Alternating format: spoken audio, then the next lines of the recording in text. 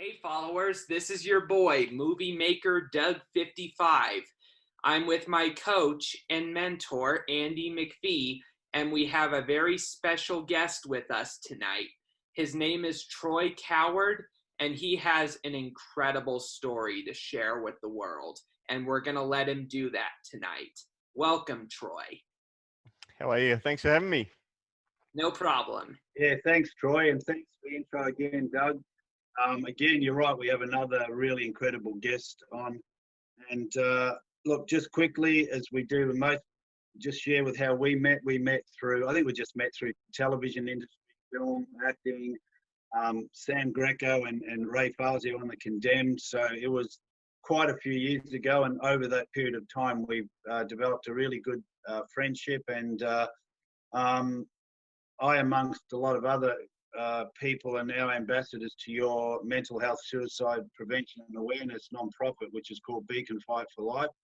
And I'm sure there's a big story behind that, mate, why you started that. So we'll just hand it over to you and, let you share this story.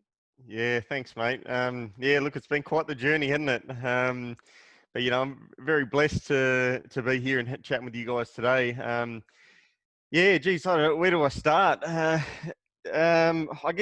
I guess the big fundamental reasoning by starting the Beacon Fight for Life. One, I never thought I'd be doing what I'm doing now and having such amazing ambassadors like yourself and amazing mentors and just some beautiful people in my life at the moment, which has been a real blessing. But a big reason why we started the Beacon Fight for Life is as a young tacker, I'd actually lost my dad to suicide, which is something that I'd really bottled up. And only a matter of probably 4 years ago, I started sharing on a camp with the kids. We took about 30 odd kids away for a week and taught them about mental health and suicide prevention. It was called Zero to Hero. And I really got inspired being on the camp and seeing the transition from these young kids that come in like sheep and leave like lions, just ready to tackle the world. And that really inspired me. And then throughout the process, I guess, I guess as a young bloke, it's nowhere near where I am. I sort of grew up father who I'm sure he loved us in his own right, but it was tackling his own demons and alcoholic and diagnosed schizophrenic and all sorts of stuff. And so it made interesting nights when he'd get drunk and carry on. But from a young tacker, I was in foster care and safe houses and all sorts and out of home at 14. And suicide, I'd really first, I become aware, I guess, of even that was something that people do when I was about, I think, 14 in a foster care for a young girl there. She was 16 and she tried taking her own life. And the foster parents tried pushing me through the top window of a bathroom to get in there, and because I was the smallest, to try and unlock the door so they could go in and save this young girl. And it really blew my mind and opened my eyes up, sort of scared the shit out of me a little bit. And I shared it with a mate in high school, and he spoke to his dad, and he was a successful businessman, and he dragged us out of there, and I ended up living with them for about 5 years. But I guess in that next maybe 18 months, my mum and dad were going through their own sort of trials and tribulations, and then unfortunately my dad took his own life, and I basically, for me, he was a boxer, and it always wanted me to fight and compete, and I'm basically one of 4 boys. So yeah, poor mother. Everyone says, "Oh, poor mum," but look, she's just been a rock for all of us. Amazing woman, but yeah, she. I sat down with her and said, "You know what? She didn't ever want me to fight, so I sat down with mum and said, you know what? This is what Dad wanted me to do." And so within, I think it was about 10 months, I'd won the state title and was ranked second in Australia. Went to the Aussie titles with Danny Green. Actually, he's a lot of people around the world know him, but yeah, amazing talent. So for me, I was lucky because that gave me an outlet, and I realised in those dark times, and it was a shitty time in life, that I had to focus on something positive. And for me, that was boxing. It was an outlet. You go and punch something, and not going down the, it's interesting. I say not going down the other path, but a couple of my other brothers went down that path. One's locked up now, and, they went through the whole drug and alcohol side of things. And for me, I didn't want to get involved in that sort of lifestyle. But I realised that, and I've always been a big believer, it's not what happens to you in life, it's how you deal with it. So for me, I focused on that, and it gave me an outlet. And then I got involved in the film industry. You guys feel free to interrupt whenever you like. No, it's good, mate. Keep going. Yeah. But yeah, I got involved. I love doing the acting and stage productions. I did my first when I was about 12 years old. Now I've done, over 100 films, done about 25 feature films and 40-something TV adverts, and just really, I guess, blessed. And I sort of realised it's the journey of life. You get this realisation when you start to get a bit older. Hey, Ando. Mm-hmm.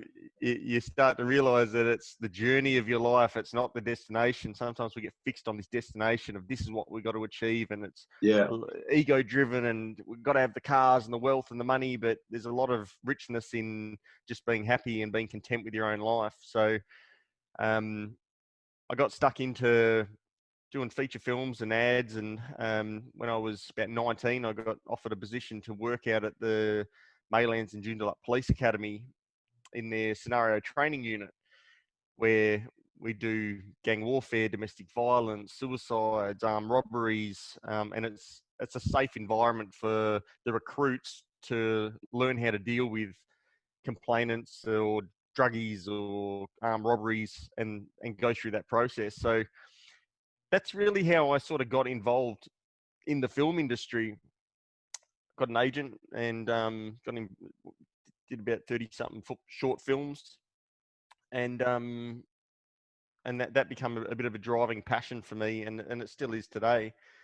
Being blessed to work with a lot of great people. I did a film with Catherine Langford about a year ago, got released over in the States. She did 13 Reasons Why and the Cursed Netflix series on at the moment. Oh, that's great. Yeah. Yeah. So she's I had the lead role opposite her in a film, and anyway, a bunch of others. But yeah, it's been quite the ride, and now over here in Sydney, and yeah, it's I don't know. I'm enjoying where we are, and I never thought I'd be doing the suicide prevention stuff. But sometimes in life, things come up, and it pushes you in a different direction. And I think we've all got a story. Why am I sharing all this? I guess I realise that we've all it's our story. And when you embrace the tough times and the hard times and the trials and tribulations in life, that's where the growth is. And a lot of us, we tend to, and I've done the same. We become a victim of life, and we're living at the effects of life, or that victim mentality. When you got crappy, shitty things going on in your life, you're at the effects of it, and you're just trying to put out the fires, and you're not really living in your true, authentic self. Yeah, that's true. Yeah. And I mean, you just jumping in there, and this is public knowledge, or it's worldwide knowledge. You're dealing with a massive court case with the government and the police in Western Australia through a wrongful.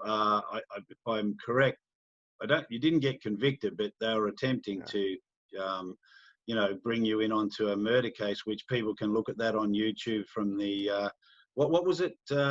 Today Tonight, or A Current Affair. I've done done Current one. Affair. Yeah, Today Tonight. I did a story on it with Today Tonight, but a current affair. We did a story, and for the first time, really in about 5 years, shared a bit of a full length on, Mm. I guess the trials and tribulations, I guess, of what I've gone through with the property, and it's cost me millions. Ran a business, roofing business, and What exactly happened that turned your world upside down? yeah. Look, I think there's been a few moments in my life where, and I think we all go through it. There's 3 or 4 moments in your life where it's a real crossroads. You're at a real fork in the road. For me, it was my dad passing was one. Going through this whole murder investigation was 2. But to sort of shed the viewers a bit of light on that, I'd got into with my business and everything. I'd got into property development and all that sort of stuff. So I'd had a bunch of properties at that point. Worked my tail off for many years. Was always working a couple of jobs, and basically I'd had a property in the city in East Perth in Western Australia, and I'd leased the property to someone, and then it got subleased to someone else. And then I couldn't get the guy out of the place. The previous tenant said, "Look, I'm sorry, I've got a housemate in, and basically we've had a fallout, and you're going to have to deal direct with this housemate." So he'd assured me the guy was a multimillionaire, I wasn't going to have any issues and all this sort of stuff. And at that point, he was ahead on rent. So I'd had a meeting with him, and he'd agreed on continuing the lease on the property. And unfortunately, after a number of weeks, he said, "Look, I'm sorry, I can't pay the rent. I've had a fallout with his missus, and his missus had frozen all the bank accounts." So long story short, this went on for months, and I couldn't get him out. And then I found out he was a gangster and a standover guy and all this sort of stuff. And I didn't know this while I confronted him, and it went down like a lead balloon. And a couple of days afterwards, he'd rang me up and threatened to shoot me and rape me and all sorts of crazy stuff. And I'd found out that this is who this character was. So again, time went by. It was a real whirlwind of a time. I just couldn't get him out of the place, and he'd owed me thousands of dollars rent. And then he'd rang me out of the blue and said, "Look, I'm gonna move out." And so we'd all locked in a date for him to move out. I went there to collect the keys on that time and day, and some other bloke spoke to me through the door, and he said, "Look," I said, "Who are you?" And he said, "Oh, I'm one of this guy, Stephen Cookson, his mate, and I'm just here to fix up the place and get it ready for you." And I said, "Well, you need to come out." And he was just talking through the door, and we ended up having a bit of an argument through the door. And he said, "Look, just come back in 2 hours. I'm not ready. Don't make it a bigger deal than what it needs to be," and all this sort of stuff. And I had a real estate mate of mine there with me, and he said, "Look, just come back. We'll come back in 2 hours." So we came back, and there was 3 blokes moving out bags, and the keys were in the actual door. So, and the door was ajar. So when we walked up, I've grabbed the keys out and put them in my pocket, and then they moved out the bags, and I said, "Are you going to come back and vacuum and get it presentable, because it looked like it was sort of ransacked a bit?" And he said, "Nah." He goes, "You're dreaming," laughed, and then went down the elevator. And I basically went in and renovated the property, ripped up all the carpet and everything, blinds, painted everything, spent my savings on doing that. And a week and a half later, there was a head that was found of a person on Rottnest Island in Perth by, I think she was 11 years old. This 11-year-old girl was walking along the beach and kicked a bag that turned out had a head in it. And a week after that, I got a knock on the door by 9 cops, and they were the forensic team, and they basically went through, confiscated the place. I got interviewed, and look, when the whole suspect thing, like police, they've got a process of elimination. I understand the process because I spent 5 years out at the police academy doing video interviews and doing all that sort of stuff. So, and I'm not an idiot. Like, I know how it looked. He owed me thousands of dollars. He'd threatened my life. I couldn't get him out of my place. And then I cleaned up the murder site without knowing. You know, I was quietly shitting myself, and I genuinely thought that I was being set up for it. So it sort of really messed with my head. And I got, you know, grilled and interviewed and all that sort of stuff. And, you know, it was only a few weeks there, and they'd found the murderer, and then I was the main witness in the murder investigation and in court and all that sort of stuff. But the flip side of it all, and the part that's really, I guess, has been a real challenge for me over the past 7 years is I went into financial difficulty. The police had gone through and covered the place in black ink, and it turned out they were all carcinogenic products. And so I was sick and coughing up blood, and my housemate was coughing up blood. You know, it was been an absolute nightmare. My company got shut down. I'd run it for many, many years successfully.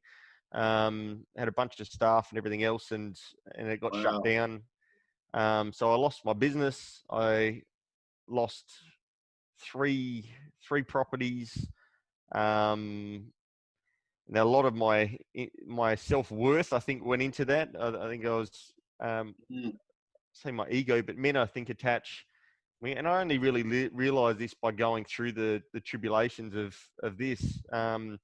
We attach a lot of ego, and we attach a lot of self-worth to the assets, being the provider and being, you know, that masculinity aspect of our life, to look after and nurture our family or loved ones or girlfriends or wife or all that sort of stuff. And my plan was to retire at 32 and cash in from the investments and everything, and chase the dream in Hollywood and keep plugging away for the acting side of things.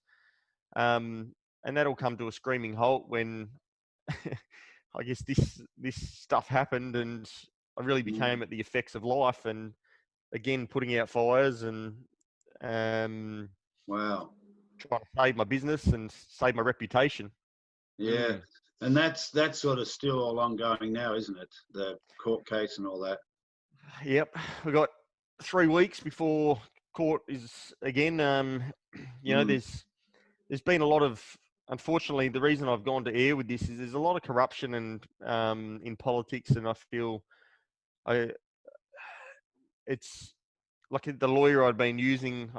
He's just dropped the case, and I found out that we've got a private investigator working on the case, and he'd found out that the lawyer, his partner, his wife, is high up in the police force. So, I mean, you can jump on and check out troycoward.com or my acting site, and even with the Beacon Fight for Life .org. You can check the story out there. We threw it up there. It was had over 3 million views, and about half a million views more than their standard story. So now that the lawyers dropped the case, the Current Affairs wanting to run another story on it, and, you know, I guess sort of expose the bullshit that we have to go through in life and these hurdles. Yeah. And that's sort of like pretty much what this series is about, that, you know, I suggested to Doug we should do, to share his story and see who else we can bring on for people to share what they're going through. And no matter whether it's Doug dealing with autism, you know, like high functioning, depression, anxiety, hospital medication, or your story dealing with that, you know, like huge issues dealing with, like, one, you could have been accused of something you never did. Or it's just someone who had a bad relationship and it took them down a deep path and, you know, dark path, and they got out of it and created a better future. So everybody's story is as important to themselves, you know. 100%. And that's what makes this a powerful series. And your story is like, it's incredible. So the fact that you're here now, and you could have dropped the bundle many times over many years, but you're still here and you're still building your Beacon Fight for Life, your mental health suicide awareness. So you've got the proof in the pudding that, you know, if you you just don't give up. You've just got to keep going, you know. Hey, Keep Doug, you down, have any keep swinging. questions for Troy? Yeah. When did you found the company, let me pull it up very quick, Beacon Fight for Life? When did you found that? Yeah, so I've been working in the mental health space for about 6 years. I've been ambassador with Lifeline, Happiness Co, and worked with the guys from Hucker for Life and Cooperative for Life, and all this sort of stuff over the years. And it's truly seeing people that are going through dark times dig deep, learn about themselves, and pull themselves out of the shit, so to speak. It's really inspired me. So, to answer the question, about a year and a half ago, I teamed up with Derek Best, who's in WA, and we'd basically partnered up and founded the Beacon Fight for Life. So we've got our charity status, we've got our DGR status, we're the highest. I believe that's the highest ranking on a status of a not-for-profit that you can get, which is awesome. We've got That's some great. we've got some amazing ambassadors like Andy coming on board. We've got a lot of celebrities from Married at First Sight, The Bachelor. We've got Brooke Blurton and McCain Reed. He's an awesome bloke, and a bunch more. You know, it's really really exciting when you live for something bigger than yourself. It's like the law of attraction. You know, your thoughts become things, and it's really important and I encourage anyone out there that's listening to this, if you're going through shit times in your life, it's very easy to be positive when positive stuff's going on. It's very hard to be positive when negative stuff's going on. Your world's falling apart, you're going through a breakup, you're losing your money, whatever it is. It's just important to really sit there and visualize you in a different headspace, or try and be in a different headspace, because that's your energy and your vibration you're putting out there. And once you start focusing on what you really want to achieve, and being there, actually being there, feeling that excitement, it's amazing. Life gets out of the way and it just brings that into you. Yeah. Well, Doug had that same issue, like, you know, when he was dealing with school. In the first episode, he shared all that, what it was like for him to just not even fit into society. Has anything come up for you, Doug, that a question that you maybe didn't prepare, that it's on your mind you want to ask Troy? To be honest, I have more of something I want to say that supports what he says.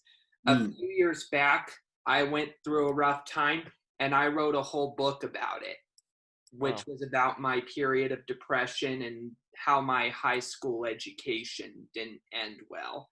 And one of the things that helped me turn my life around was I went back to church and went back to Christianity after not practicing for a number of years. And I had a spiritual rebirth. It was a sort of sob story that made me feel better.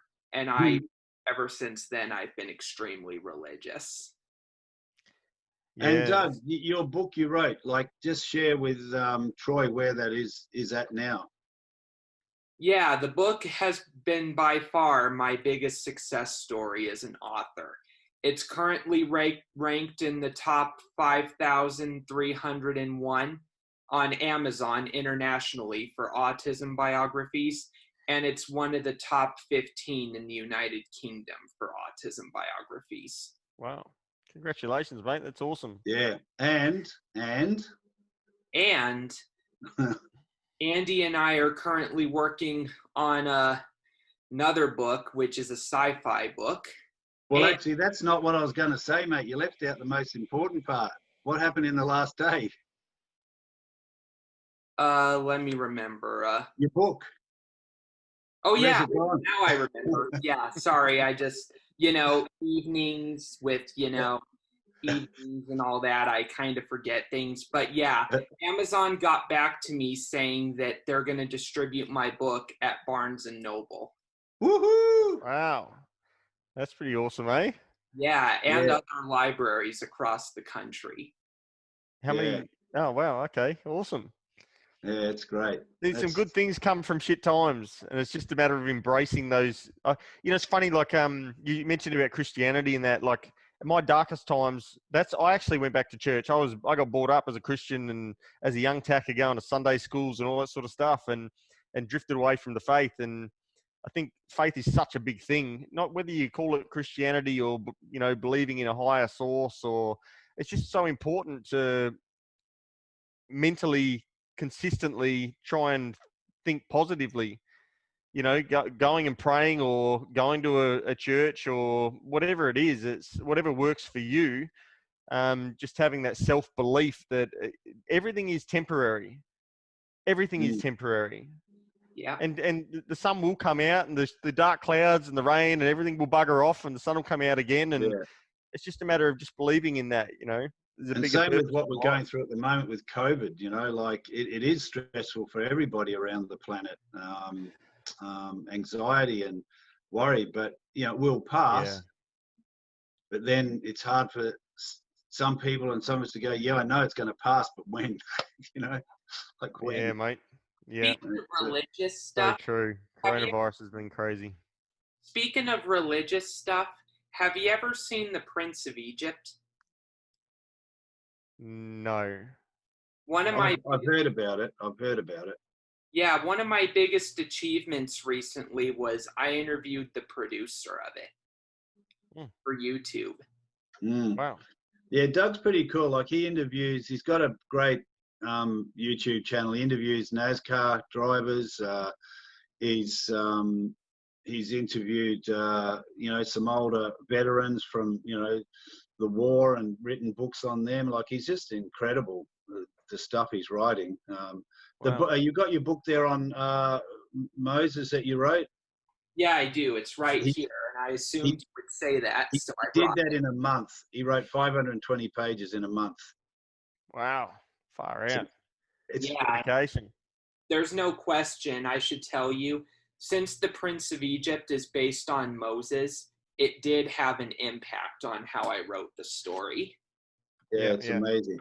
But, I guess we're getting close to wrapping up, but these little series are quite short, under half hour. Sometimes they might creep over, but I really feel that everybody's story that comes on is so different that it's just, it impacts me. I'm pretty sure it impacts Doug as well and inspires him. Is that right, Doug? That's right, yeah. And so it's helping everybody. I'm sure there's people out there. I get a lot of replies in. Doug's getting in. People are going, wow, it's so cool. You've just made me have a look at where I'm at and what I'm dealing with to, and find people who can help you. Don't try and do it by yourself. You can't do it by yourself. Yeah. You've got to have a gang or a tribe around you, as they say, not necessarily a street gang, but, a gang of good people. Yeah. Don't patch up with anyone. Yeah. Well, it's like it's even Christianity, it is like a group or a gang, it's a group of people, like-minded people that are there to support each other. Yeah. And I encourage anyone to get a mentor in your life, someone that gives you the progress is in the process. So if you've got a bit of a plan to get to a goal, just even if it's just getting out of bed in the morning. People go through depression. Look, I've been through a lot of shit myself, and there's been numerous times you've got to drag yourself out of bed. You become a professional sleeper. Yeah. Oh, yeah. I have to say, Roy, you've been a good mentor for me in my life. Bless. Well, Dougie, Dougie, thanks, Troy. And look, really appreciate you taking the time. And Doug, you taking the time as well, because you should have been in bed hours ago. I'm only joking. Yeah. If I can joke about you, you can joke about me. Well, cool, Dougie. You want to wrap us out? And thanks, Troy. Really appreciate it, mate. Mate, just the last note, you're going to have to come over to WA soon, December, this Netflix thing. Oh, yeah, I'll be there. Don't you worry. We've got to get you involved, mate. It's going to be good. Can't make promises on my part. Oh, sorry. Yeah. Well, 2021, check out Dr. Robert Ray on the road. So he's asked me to come on board with him. He's had top-rated shows on Netflix for 20-odd years. So we're partnering up and doing a production in Perth. So, yeah, you have to come on board. See, and that's little things like that you've always got that next project or something that you've created by contacting someone. It's by being in action, doing things, taking Yeah. action. It just keeps you moving because you just never know who you're going to bump into, you know. Can I just quickly share with this? It is so that it's being in action and being the yes man in life. I was in Beverly Hills. I got nominated for Best Actor for a film. I went over there and driving down Beverly Rodeo Drive, I think in Beverly Hills there. Yeah, Rodeo, yeah. Rodeo, sorry. Yeah, that's the one. Well, as Aussies, mate, we say rodeo, but yeah. Yeah. But I've literally, we've pulled over, we had a Mustang, we take the roof off, and I've seen this guy walking down the street. I thought, I know that face. And so I said, mate, pull over. So I've jumped out. I said, oh, excuse me, how you going? And he's this bloke on the phone, and he goes, oh, man, I got to go. I got to talk to my Australian friend. And he hangs up. And it's Dr. Robert Ray, the celebrity plastic surgeon from Dr. 90210. And we had a great conversation. Said goodbye. I said, what we're doing here, blah, blah, blah. I've gone to get in the car. He comes back out of his practice and gives me a card. He goes, mate, here, keep my card. Let's stay in contact. This is 5 years ago. Then I went over there again for film stuff a couple of years ago, went to his house, and we've just stayed in communication. And then about a year and a half ago, he was telling me about this concept of what he's doing with On the Road with Dr. Ray. And I said, mate, you should I pitched him this idea about coming over with the Aboriginals and the culture over here. And that's what he's doing in Paris and China and in India. Wow. And he's still funding this thing. It's amazing. And so then, we've connected only a few days ago, and now he's coming over, and we're going to help co-produce. That's awesome. Yeah, that's so cool. And that's exactly what this is about, that little choice that you go, hang on, pull over, I want to talk to him. It's these little things, like just take that opportunity, because you had no idea what it was going to do. You just had that urge to do something. And like Doug with his books, like it was a teacher who said to him, look, you tell the story, Doug, what she said to you. Yeah. In my freshman year of high school, which was my first year, I had an instructor for English class named Mrs. Chandra Bird, and she suggested to me, she heard from my parents that I like to write, and she came up to me during a school period and asked, hey, Doug, I heard you like to write, and I have connections to Amazon's publishing process and Create Space. So how about I help you write and publish your first book, and I supervise it? And I was like, oh my gosh, now I have a chance to tell my story. Yeah, that's awesome. Amazing. And we've all got one. It's that woman who just did that and said, hey, I can see something in you. And look at this. How old were you when that happened, Doug? I would have been 14 at the time. And you're 22 now? 22, yeah. There you go. And That's amazing, mate. And you know what's uncanny? Like it's having people see little sparkles of light or something in certain people is amazing. And I think it's a great thing, a great blessing if that comes to you. But having self-belief in yourself as well. Because mate, I was 12 and I did drama in school, and the drama teacher hit me up to do a production, and I was in year 8. They wanted me to do the year 12 production and host the event. And I was like 25-page script, had no idea. First year in doing acting in, drama in school. And I said, it's a year 12. And she's like, yeah. I was like, it's a week and a half stage production. I went, okay, yeah, all right. and that's what really got me involved in this. So you never know. It's just saying yes to opportunity and then figure it out on the way. If you're in a job you don't like, throw the towel in and find something to live in your own passion. Yeah, exactly, mate. And that's exactly what it's all about, and it's everyone's different journey, and that's what this 10-part series is about, which, we'll be doing other stuff as well. We're going to be talking about COVID and bringing on a psychologist, and you'll probably be involved in that with Matt Reynolds, talking about how people are dealing with COVID. So there's more to come yet, mate. Mate, coronavirus times, like I'll just share, start of the year, I lost my stepfather, the guy that dragged me out of foster care.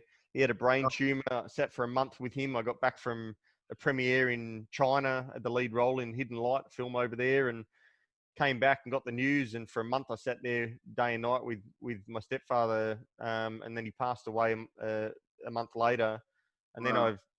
I'm in Sydney, Australia now, because 4 months ago, my older brother passed away, and it's been the toughest time in my life by far. And then my auntie Jan only 3 weeks ago. So, you know, Ooh. and I'm not saying this is a sob story, but you got to embrace those shit times in life, because that's where the reflection and the growth happens.